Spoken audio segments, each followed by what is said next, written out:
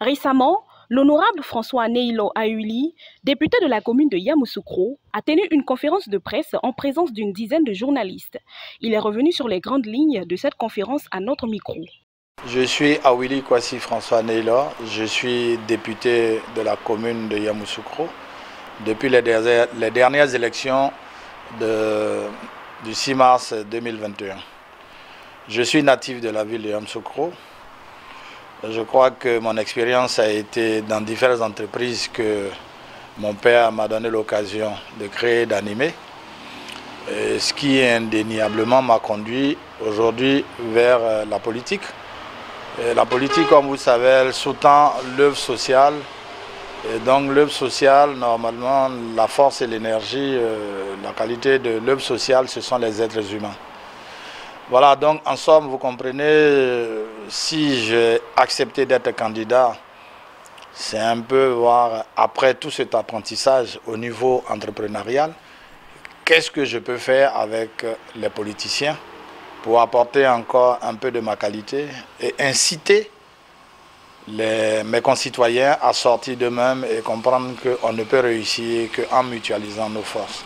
Donc cette conférence de presse s'est articulée un peu autour de tout ça. C'est d'abord Yamoussoukro, l'entente, la mutualisation des forces, inciter la jeunesse à sortir d'elle-même, inciter la jeunesse à comprendre que demain, s'il doit avoir un meilleur pour eux, tout viendra d'eux. C'est aussi demander et remercier dans un premier temps le président Alassane Ouattara pour l'effort qu'il fait chaque jour pour toute la Côte d'Ivoire et surtout pour Yamoussoukro, et lui demander humblement à se pencher davantage sur ce dossier de 83 qui fait de Yamoussoukro la nouvelle capitale, le transfert de la capitale, que ce transfert soit effectif pour qu'on puisse désenclaver Abidjan. Abidjan est saturé. Et je crois que Yamoussoukro s'y prête. Son prédécesseur, le président Félix Houphouët-Boigny, son père, a tracé les sillons pour toute la Côte d'Ivoire et Abidjan, mais surtout Yamoussoukro aujourd'hui est une ville où on aura un accès facile, on aura une facilité. Je veux dire, Yamoussoukro est une virginité à prendre pour pouvoir en faire une éprouvette, un incubateur. Et à partir de là, comme sa position au niveau de la Côte d'Ivoire, cette position qui lui confère la possibilité de pouvoir se déplacer d'un point à un autre sans difficulté, je crois que Yamoussoukro aujourd'hui, le président doit, je sais qu'il a en tête, mais de nous faire confiance pour que cela se réalise. Je comprends bien qu'il veuille bien le faire, mais il faudrait qu'il y ait l'entente au niveau de la population de Yamoussoukro. À ce moment, lui, il sera beaucoup plus à l'aise. Mais je crois que notre mandat, aujourd'hui, nous allons axer ces efforts-là à la compréhension, à l'entente, et surtout avec nos prédécesseurs, nos aînés, qui comprennent que nous sommes de la même génération, mais pas de la même promotion. Et donc, chez nous, l'enjeu serait d'abord l'entente. C'est primordial, parce qu'aujourd'hui, on dit l'union fait la force. Si nous n'avons pas cela, ça va être difficile, nous nous déchirons. Et demain, je crois que tout président qui viendra n'aura pas cette envie. Donc nous disons au président Ouattara, nous allons axer notre effort. Le ministre Souleymane Dirasouba, qui est par ailleurs un député comme moi, puisque nous sommes élus tous deux sur la même liste, je crois que lui et moi, nous avons eu plusieurs séances de travail. Et ensemble, nous sommes d'accord pour que nous demandions humblement au président de la République de faire l'effort avec le gouvernement, de comprendre que le transfert de la capitale doit se faire vraiment pour magnifier.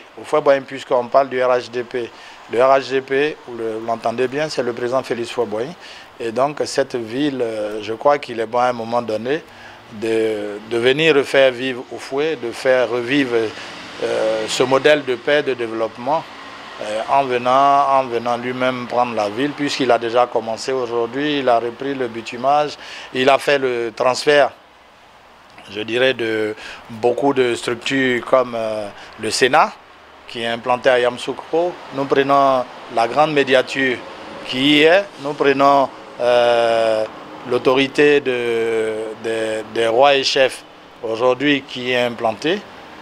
Donc nous souhaitons aussi que d'autres structures viennent et que dans le modèle, déjà que le président voit au niveau du foncier, hein, qu'une structure spécialisée qui sera sous son contrôle, ou si aussi à la rigueur celui du Premier ministre, pour que cette rigueur qu'ils impriment à leur quotidien et à la réussite des valeurs dans l'exercice de leur métier, que cela aussi s'exerce pour Yamoussoukro également.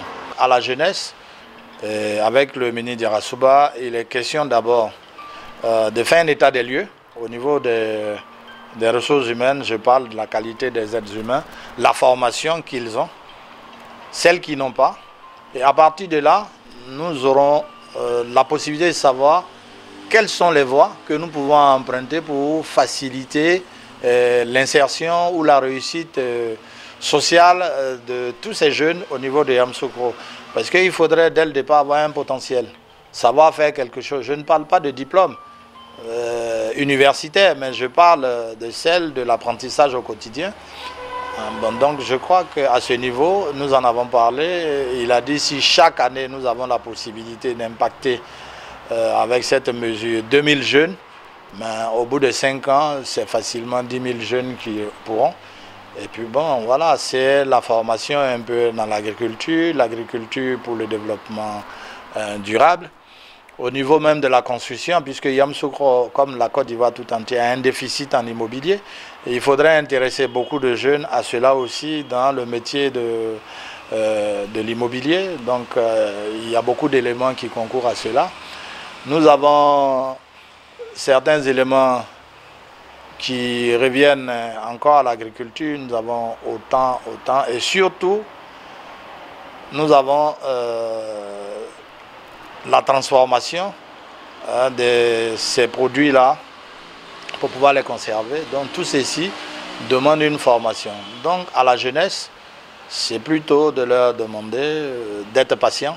Nous venons d'arriver, nous avons nos bagages, c'est maintenant que nous sommes en train de voir l'ampleur, nous mesurons la portée de ce que nous avons.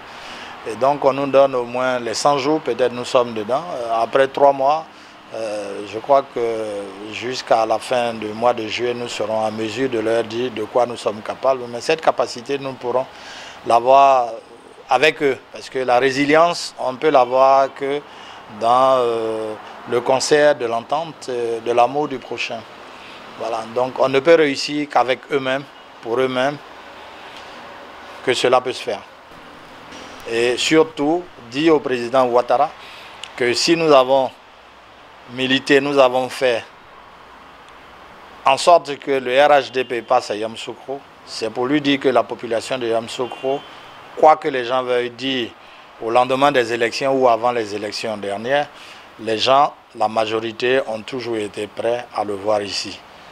Et si nous sommes élus, qu'ils comprennent là aussi que c'est un message fort que la population lui a envoyé. Et aujourd'hui, qu'ils comprennent que, excusez que si nous faisons une autosatisfaction, nous sommes des héros. Oser à une période aussi sensible être candidat au lendemain des troubles, candidat RHDP, les gens qui ont été élus sous la bannière ou pas élus, je crois que nous méritons simplement d'être écoutés de temps en temps, que le président comprenne que si nous avons osé, c'est parce que nous sommes prêts à servir le pays avec lui et pour lui-même et pour nous-mêmes. Nous sommes prêts qu'il réussisse sa mission avec nous. Nous sommes ses soldats. Nous attendons. Parce que la politique, elle est députée. Je crois que nous sommes là non seulement pour la gestion du budget de l'État, mais aussi dans la continuité de l'œuvre du président de la République. Nous sommes en quelque sorte ses bras séculiers au niveau de cette ville. Voilà ce que j'avais à dire en somme pour clore mes propos.